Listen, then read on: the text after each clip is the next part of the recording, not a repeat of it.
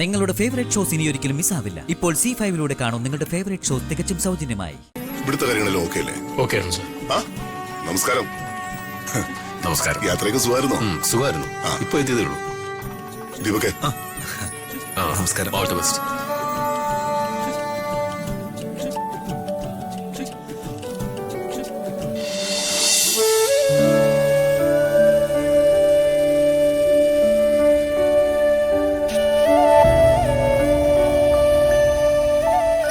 ചേച്ചി, ചേച്ചി ഒരു കാര്യം പറയാൻ മറന്നു. എന്താപ്പോ? നേരത്തെ ചേച്ചിക്ക് ഒരു കത്ത് വന്നിരുന്നു. ഞാനത് കൊണ്ടുവന്നപ്പോ ചേച്ചി കുളിക്കായിരുന്നു. ഞാനത് അലമാരയിൽ വെച്ചിട്ടുണ്ട്.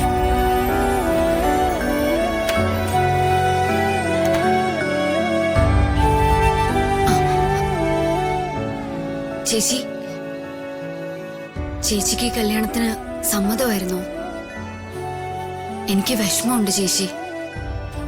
ദീപക്കേട്ടനും ചേച്ചി തമ്മില് ഒരു ചർച്ചയില്ല. പിന്നെ ദീപക്കേട്ടൻ അത്ര നല്ല ആളൊന്നും അല്ല ചേച്ചി. നീ പോ അപ്പോ, ഞാൻ വന്നേക്കാം. ശരി ചേച്ചി.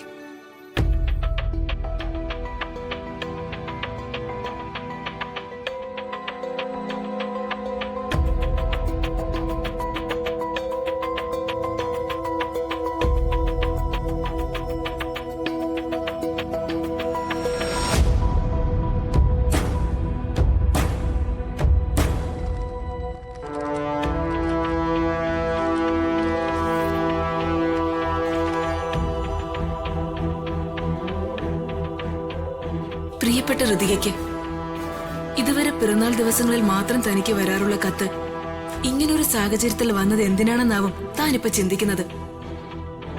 ഒരുപാട് ആലോചിച്ചതിന് ശേഷമാ ഞാൻ ഈ കത്ത് തനിക്ക് എഴുതുന്നത്. ഒരു തുറന്നു പറച്ചിലിനുള്ള സമയമായെന്ന് എനിക്ക് തോന്നുന്നു. ഇപ്പോഴെങ്കിലും ഞാൻ തന്നെ ചിലതൊക്കെ അറിയിച്ചില്ലെങ്കിൽ അത് വലിയ തെറ്റാകും. അംബികയുടെ മകൻ ദീപകുമായി തന്റെ വിവാഹം നടക്കാൻ പോവുകയാണെന്ന് ഞാൻ അറിഞ്ഞു. ആ വിവാഹം ഒരിക്കലും തന്റെ പൂർണ്ണമായ സമ്മതത്തോടെ ആയിരിക്കില്ല നടക്കാൻ പോകുന്നതെന്ന് എനിക്കറിയാം. കാരണം എനിക്ക് അംബികയെ നന്നായി അറിയാം. അംബികയുടെ മകനും അംബികയെ പോലെ തന്നെ ആയിരിക്കും, എനിക്ക് ഉറപ്പുണ്ട്. സമാധാനത്തോടെയും സന്തോഷത്തോടെയും മുന്നോട്ടു പോകേണ്ട എന്റെ ജീവിതം തകർത്തെറിഞ്ഞത് അംബികയാ. എല്ലാമെന്ന് ഞാൻ കരുതിയതെല്ലാം എന്നിൽ നിന്ന് അകലെ ആക്കിയത് അംബികയാ.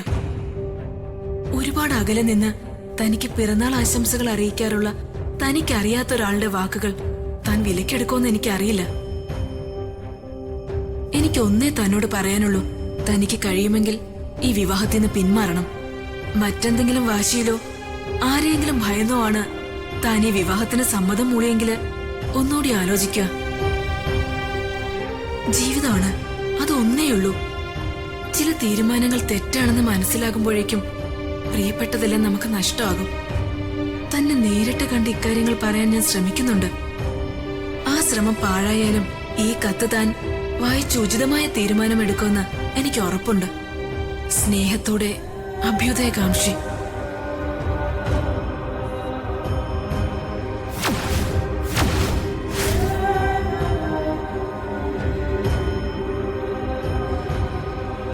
ഡൗൺലോഡ് ചെയ്യൂ C5 ആപ്പ്. കാണൂ എല്ലാ എപ്പിസോഡുകളും സൗജന്യമായി.